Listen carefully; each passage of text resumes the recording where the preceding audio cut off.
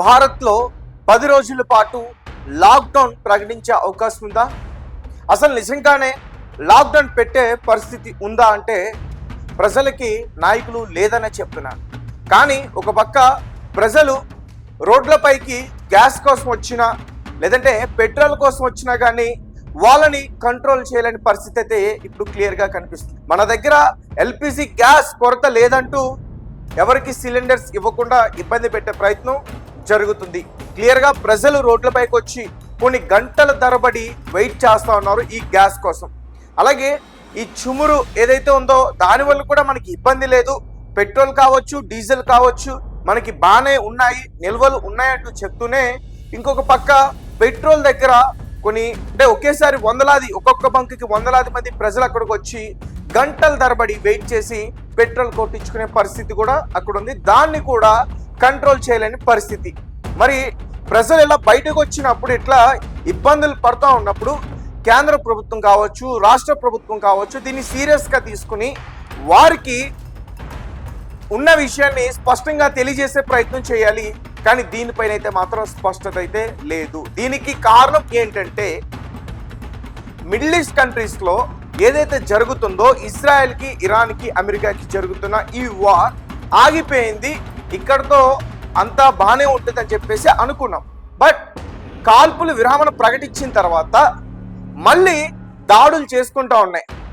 Israel, Lebanon, అలాగే Hamas, Hezbollah పైన భయంకరంగా దాడి చేస్తూ ఉంది. అలాగే అమెరికా కూడా హర్మోజ్ జలసంధి దగ్గర ఇరాన్ పైన కాల్పులు జరిగే ప్రయత్నం చేస్తూ ఉంది. ముఖ్యంగా నిన్న ఇరాన్కి సంబంధించిన నేవీ ఆఫీసర్ని కూడా చంపేసింది. అంటే అఫీషియల్గా యుద్ధం ఆపినా కానీ అన్అఫీషియల్గా అటాక్స్ అయితే జరుగుతూ ఉన్నాయి. అలాగే ఇజ్రాయెల్కి సంబంధించిన గ్యాస్ రిఫైనరీస్ని టార్గెట్ చేసేందుకు ఇరాన్ ప్రయత్నిస్తూ ఉంది. ఇరాన్ ఎంత ప్రయత్నిస్తున్నా కానీ ఇజ్రాయెల్ వాటిని అడ్డుకునే ప్రయత్నం చేస్తూ ఉంది. సో అంటే ఇవన్నీ ప్రజలకి కనిపిస్తూ ఉన్నాయి. అక్కడ యుద్ధం లేదు, అంతా ఆగిపోయింది, ఇక్కడ కూడా మనకి ఎటువంటి ఇబ్బంది లేదు అని చెప్తున్నారు. బట్ అక్కడ యుద్ధం మాత్రం కొనసాగుతూనే ఉంది.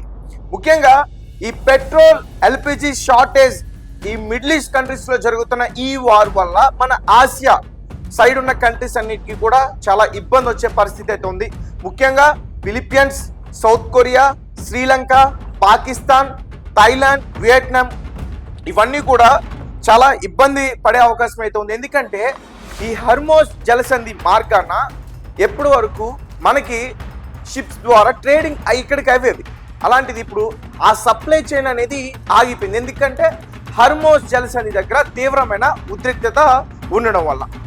అయితే ఇండియాని సపోర్ట్ చేస్తుంది ఇరాన్, ఇండియాకి షిప్స్ పంపిస్తూ ఉంటూ చెప్తుంది. బట్ ఖత్తర్ లాంటి దేశంలో ఈ గ్యాస్ రిఫైనరీస్ పైన, ఆయిల్ రిఫైనరీస్ పైన ఇరాన్ అటాక్ చేసింది. సో అటాక్ చేయడం వల్ల ఖచ్చితంగా తీవ్రమైన ఇబ్బందులు ఎదుర్కొనే పరిస్థితి అయితే క్లియర్గా ఉంది. అంటే ఒకటి గమనించండి, ఒక పక్క ప్రజలు ఇబ్బంది పడుతున్నారు, రోడ్లపైకి వస్తున్నారు. నిన్నైతే ఒక ప్లేస్లో ఒక సిలిండర్ వెహికల్ని, ఏదైతే ఆటో ఉంటుందో వాళ్ళకి గ్యాస్ దొరక్క ఆ సిలిండర్ వెహికల్ని ఆపేసి ఆ సిలిండర్స్ని తీసుకెళ్లే ప్రయత్నం చేశారు. అలాగే పెట్రోల్ దొరక కొంతమంది ఆ బంకులు క్లోజ్ చేస్తుంటే అక్కడికి కూడా వెళ్ళి చాలాసేపు వరకు మీరు ఓపెన్ చేయరని యాజమాన్యం పైన దాడి చేసే ప్రయత్నం కూడా చేశారు. అలాగే ఎక్కడ పెట్రోల్ ఉండదో అయిపోతున్నామని చెప్పేసి ముందుగానే కొన్ని క్యాన్స్, డ్రమ్స్ అవన్నీ కూడా తీసుకుని వచ్చి కొట్టించుకునే ప్రయత్నం చేస్తున్నారు. ఇది కేవలం తెలుగు 2 రాష్ట్రాల్లో జరుగుతుంది కాదు, మన భారత్లో అనేక రాష్ట్రాల్లో ఇవే జరుగుతూ ఉన్నాయి. మరి ఇట్లాంటి చర్యలు జరుగుతున్నప్పుడు ఎందుకు కేంద్ర ప్రభుత్వం కానీ రాష్ట్ర ప్రభుత్వం కానీ ఎందుకు పట్టించుకోవాలి కదా. పోలీసు బలగాల్ని అక్కడికి పంపించి అక్కడ చర్యలు తీసుకోవాలి కదా, దాన్ని కంట్రోల్ తీసుకొచ్చే ప్రయత్నం చేయాలి కదా. ఇవేమీ జరగట్లేదు. కానీ ఒక పక్క లాక్డౌన్ ఉంటుందా ఉండదా అనే మాట మాత్రమే వినిపిస్తుంది. కేంద్ర ప్రభుత్వం, ముఖ్యంగా నరేంద్ర మోడీ గారు ఎప్పుడైతే పార్లమెంట్లో కరోనా లాంటి మహమ్మారినే మనం ఎదుర్కొన్నాం, ఇదంతా అన్నట్టుగా మాట్లాడిన తర్వాత మళ్ళీ లాక్డౌన్ రోజులు వస్తాయి అనే భయంతో ఆయన మాట్లాడిన తర్వాత నుంచే ప్రజల్లో ఒక భయం మొదలైంది. దాని తర్వాత నుంచే కదా గ్యాస్ ఏజెన్సీస్ దగ్గరికి వెళ్ళడం, పెట్రోల్ బంకుల దగ్గరికి ప్రజలు ఎక్కువగా వెళ్ళి కొట్టించుకునే ప్రయత్నం ఇవన్నీ కూడా అప్పుడే జరిగాయి. సో అంటే కేంద్ర ప్రభుత్వం సీరియస్గా దీన్ని తీసుకోలేదనేది అయితే మాత్రం క్లియర్గా కనిపిస్తుంది. ప్రజలు ఇబ్బంది పడుతుంది అయితే మాత్రం మనకి కంటికి కనిపిస్తుంది కదా. ఈ రోజు కూడా చాలా మంది పెట్రోల్ కోసం గంటల తరబడి నుంచి ఉన్నారు. గ్యాస్ దొరక ఈ రోజు కూడా చాలా మంది ఆ గ్యాస్ ఏజెన్సీస్ ఏవైతే ఉంటాయో అక్కడ 1 కిలోమీటర్ 2 కిలోమీటర్ల వరకు కూడా లైన్లో నుంచునే పరిస్థితి అయితే కనిపించింది. అలాగే రీసెంట్గా అఖిలపక్ష పార్టీ సమావేశాన్ని కూడా ఏర్పాటు చేసి అన్ని పార్టీలతో డిస్కషన్ చేయడం అయితే జరిగింది. అంటే ఇలా ఎప్పుడు జరుగుతుంది?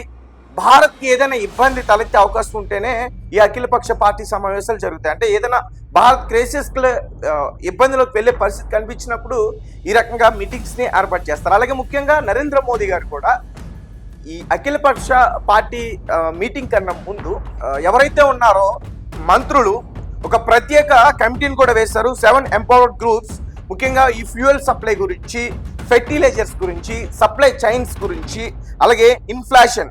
సో ఇన్ఫ్లేషన్ ఇప్పుడు ఎట్లాంటి ఉంది పరిస్థితి, భారత్ ఎటువంటి ఇబ్బందులు ఎదుర్కొంటుంది, ముఖ్యంగా ఈ నిత్యావసర సరుకులు, పాలు రేట్లు పెరుగుతాయి, రైస్ రేట్లు పెరుగుతాయి, ట్రాన్స్పోర్ట్ రేట్లు కూడా అధికంగా పెరిగే అవకాశం కూడా ఉంటుంది, అలాగే ఎసెన్షియల్ గుడ్ అవైలబిలిటీ. సో వీటన్నిటికీ గురించి ప్రత్యేకంగా ఒక కమిటీని ఏర్పాటు చేసి వీటి గురించి డే బై డే అప్డేట్స్ తెలుసుకునేందుకు కూడా దీన్ని చేసే ప్రయత్నం చేశారు. అలాగే ముఖ్యంగా మన భారత్ గురించి మాట్లాడితే అంటే ప్రభుత్వాలు చెప్తున్నాయి, ముఖ్యంగా ఎల్పిజి పెట్రోల్ షార్టేజ్ లేదు అని చెప్తున్నారు, కానీ ప్రజలు అయితే మాత్రం బయట ఇబ్బంది పడుతున్న పరిస్థితి. గత 3 రోజుల నుంచి అయితే తీవ్రమైన ఇబ్బందులు ఎదుర్కొంటున్నారు. అలాగే అసలు భారత్లో లాక్డౌన్ ఉందా లేదా అనే విషయానికి వస్తే లేదు అని చెప్తున్నారు, కానీ నేషనల్కి సంబంధించిన న్యూస్ ఛానల్స్ కావచ్చు, వార్తాపత్రికలు కావచ్చు, ఫ్రంట్ పేజ్లో లాక్డౌన్ ఉన్నట్టుగా వాళ్ళు రాత్రులు అయితే రాస్తున్నారు. అంటే ఒకవేళ ఏం లేదు బాగానే ఉంది అంతా కూడా అనుకుంటే సడన్గా ఒకవేళ లాక్డౌన్ వస్తే మధ్య తరగతి పేద తరగతి కుటుంబాలు ఖచ్చితంగా ఇబ్బందులు పడే అవకాశం ఉంటుంది. అండ్ చాలా మంది కూడా వారు ఎక్కడైతే ఉద్యోగం చేసుకుంటున్నారో అక్కడ ఇరుక్కునే అవకాశం కూడా ఉంటుంది, ట్రాన్స్పోర్టేషన్ లేకపోతే. సో అలాగే వార్ ఇంపాక్ట్ ఇక్కడ ఉందా లేదనే విషయం నిన్న స్పష్టంగా తెలిసింది. ఖచ్చితంగా వార్ ఇంపాక్ట్ ఇక్కడ ఉంది.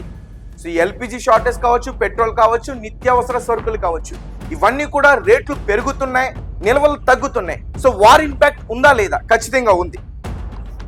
అలాగే గవర్నమెంట్ ఏం చెప్తుందంటే ఒకవేళ మనకి ఇబ్బంది వచ్చినా కానీ, ఇప్పుడు ఉన్న ఇబ్బంది కన్నా ఇంకా తీవ్రమైన ఇబ్బంది వచ్చినా కానీ ఒక సవాలుగా మేము తీసుకుంటాం, దీన్ని ఖచ్చితంగా ఎదుర్కొనే తీరుతాం అంటూ కూడా గవర్నమెంట్ చెప్తుంది.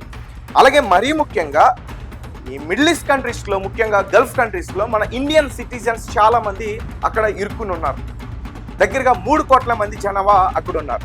సో వాళ్ళని సేఫ్గా ఇక్కడికి తీసుకొచ్చే ప్రయత్నం చేయాలి. ఇప్పటికే చాలామంది కూడా చనిపోయారు, ముఖ్యంగా గల్ఫ్ కంట్రీస్లో ఎక్కువగా చాలామంది చనిపోయారు. అలాగే మరి తర్వాత ఆయిల్ సప్లై, ఆ అరేంజ్మెంట్స్ ఎట్లా ఉంటాయి? సో దీనికోసం ఆల్రెడీ ఆల్టర్నేటివ్ అరేంజ్మెంట్స్ చేసామని చెప్తున్నారు. రష్యాతో కావచ్చు, నార్వేతో కావచ్చు, అమెరికాతో కావచ్చు, ఇతర వేరే కంట్రీస్తో ఆల్రెడీ డిస్కషన్స్ జరుగుతున్నాయి, వస్తాయి అంటూ కూడా చెప్తున్నారు. సో ఇంకా ఇన్ఫ్లేషన్ నేను చెప్పినట్టు ఖచ్చితంగా పెరిగే ఛాన్స్ అయితే ఉంది. వెజిటేబుల్స్, అలాగే బియ్యం, పాలు, ట్రాన్స్పోర్టేషన్, సిమెంట్, స్టీల్, ఇవన్నీ కూడా పెరిగే అవకాశం అయితే ఖచ్చితంగా ఉంది. సో గైస్, ఈ రోజైతే నరేంద్ర మోదీ గారు సాయంత్రం 6:30 గంటలకి అన్ని రాష్ట్రాలకు సంబంధించిన సీఎంలతో ఒక మీటింగ్ అయితే ఏర్పాటు చేయడం అయితే జరిగింది. సో ఈ మీటింగ్ పట్ల కూడా ప్రజలు ఒక భయాన్ని అయితే పట్టుకున్నారు. ఎందుకంటే అప్పుడెప్పుడో కరోనా వచ్చినప్పుడు ఇలాంటి ఎమర్జెన్సీ మీటింగ్ అన్ని రాష్ట్రాలతో ఆయన ఏర్పాటు చేయడం అయితే జరిగింది. తర్వాత మళ్ళీ ఇప్పుడే వీడియో కాన్ఫరెన్స్ లో భారత్కు వచ్చిన ఈ ఇబ్బందుల వల్ల, ముఖ్యంగా ఈ యుద్ధం వల్ల వచ్చిన ఇబ్బందుల వల్ల ఎమర్జెన్సీ మీటింగ్ ని పెడుతున్నారు. సో దీంతో ప్రజలు కూడా కొన్ని అనుమానాలు వ్యక్తం చేస్తూ ఉన్నారు. ఏ రకంగా అంటే లాక్డౌన్ నిజంగానే ఉంటుందేమో, ఏప్రిల్ 1 నుంచి లాక్డౌన్ ప్రకటించే అవకాశం ఉందేమో, మరికొంతమంది ఏప్రిల్ 1 నుంచి 10వ తారీఖు వరకు అంటే ఒక 10 రోజుల పాటు లాక్డౌన్ పెట్టే అవకాశం ఉంటుందేమని ఇలా చాలా మంది రకరకాల అనుమానాలు వ్యక్తం చేస్తూ ఉన్నారు. అలాగే మరీ ముఖ్యంగా నిపుణులు కూడా అదే రకంగా మాట్లాడే ప్రయత్నం చేస్తూ ఉన్నారు. సో నేను క్లియర్గా చెప్పేది ఏంటంటే మనకి ఇబ్బంది లేనప్పుడు, ప్రజలు రోడ్లపైకి వస్తున్నప్పుడు ప్రజల్ని ఇబ్బంది పెట్టే ప్రయత్నం ప్రభుత్వం చేయకూడదు. కానీ ప్రజలు ఇబ్బందులను అయితే ఎదుర్కొంటున్నారు. గ్యాస్ ఏజెన్సీస్ క్లోజ్ చేసి ఉంటున్నాయి, పెట్రోల్ బంక్స్ బ్యారికేడ్లు వేసేసి ఉంటున్నాయి. ఇవన్నీ కూడా ఎందుకు జరుగుతున్నాయి? ఇంకొక పక్క ఇంకో వార్త కూడా వినిపిస్తుంది, ట్రైన్స్ కూడా క్యాన్సిల్ చేసే ప్రయత్నం జరుగుతుందంటూ చెప్తున్నారు. సో ఇలాంటివి వచ్చినప్పుడు కేంద్ర ప్రభుత్వం సీరియస్గా తీసుకుని ఇవేం జరగట్లేదని చెప్పి ఒక నోటీస్ అయినా పాస్ చేయాలి, కానీ అది కూడా జరగట్ల. రైట్, ఇక మన పక్కనున్న ఈస్ట్ ఆసియా కంట్రీస్ పరిస్థితి ఎలా ఉందనే దాని గురించి నేను మాట్లాడే ప్రయత్నం చేద్దాం. ముఖ్యంగా ఫిలిప్పీన్స్ కావచ్చు, వియట్నాం కావచ్చు, థాయిలాండ్ కావచ్చు, అలాగే Pakistan, south Korea, Sri Lanka. So ఈ దేశాల పరిస్థితి ఎలా ఉంది అనేది ఒకసారి నేను క్లియర్గా చెప్పే ప్రయత్నం చేస్తాను. రైట్, ఇక ఫిలిప్పీన్స్ విషయానికి వస్తే ఫిలిప్పీన్స్ అధ్యక్షుడు ఫెర్డినాండ్ మార్కోస్ జూనియర్ తమ దేశంలో జాతీయ ఇంధన అత్యవసర పరిస్థితిని ప్రకటించడం ప్రాధాన్యం సంతరించుకుంది. ఇంధనం, ఆహారం, మందులు, ఇతర నిత్యావసర సరఫరాను పర్యవేక్షించేందుకు స్పెషల్ కమిటీని కూడా ఏర్పాటు చేశారు. అలాగే విద్యుత్ ఉత్పత్తిని పెంచేందుకు బొగ్గు ఇంకా కావాల్సిన విద్యుత్ ప్లాంట్లకే ప్రాధాన్యత ఇవ్వడం అయితే జరుగుతుంది. దానికి సంబంధించిన విజువల్స్ కూడా మనం క్లియర్గా చూడవచ్చు. అలాగే దక్షిణ కొరియా ఇంధన పొదుపును దక్షిణ కొరియా సామాజిక బాధ్యతగా ప్రకటించింది. రాత్రిపూట ఈవీ ఛార్జింగ్ను నిలిపివేయడం, తక్కువ దూరం వెళ్లేందుకు సైకిల్ని ఎక్కువగా వినియోగించడం లాంటి 12 కఠినమైన సూత్రాలను అక్కడ పాటించే ప్రయత్నం చేస్తూ ఉన్నారు. ఆ 12 సూత్రాలు ఏంటనేది ఒక వీడియో మేము ఖచ్చితంగా చేసే ప్రయత్నం చేస్తాం.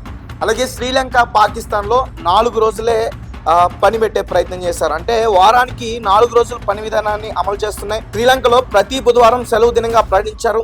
ఇలా చేయడం వల్ల 25% వరకు ఇంధనం ఆదా కావచ్చని ఆ దేశ అధ్యక్షుడు దిశానాయకే తెలిపారు. ఇక పాకిస్తాన్లో 2 వారాల పాటు కాలేజెస్, స్కూల్స్ ఇవన్నీ కూడా క్లోజ్ చేసే ప్రయత్నం చేస్తున్నారు.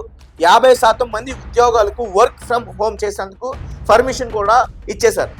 ఇక థాయిలాండ్ విషయానికి వస్తే థాయిలాండ్లోని ప్రభుత్వ కార్యాలయాల్లో ఏసీ ఉష్ణోగ్రతను 27 డిగ్రీల వద్ద ఉంచాలని ఆ దేశ ప్రధాని అనుచిన్ చార్మిరాకుల్ ఆదేశాలు జారీ చేశారు. అలాగే ఉద్యోగులు వీలైనంత వరకు వర్క్ ఫ్రమ్ హోమ్ ఇవ్వాలని కంపెనీలకి సూచించారు. ఇక వియత్నాం విషయానికి వస్తే వియత్నాంలో ఎయిర్లైన్స్ చాలా ఇబ్బంది పడుతుంది. ముఖ్యంగా చమురు సంక్షేపం వల్ల ఈరోజు వియత్నాం ఒక కీలక నిర్ణయం తీసుకుంది. ముఖ్యంగా ఏప్రిల్ 1 నుంచి 7 ప్రధాన దేశీయ రూట్లలో సర్వీసులు నిలిపివేస్తున్నట్లు ప్రకటన చేసింది. జెట్ ఫ్యూయల్ కొరత, అలాగే పెరిగిన ఇంధన ధర వల్ల వారానికి 23 విమాన సర్వీసులు కూడా రద్దు చేశాయి.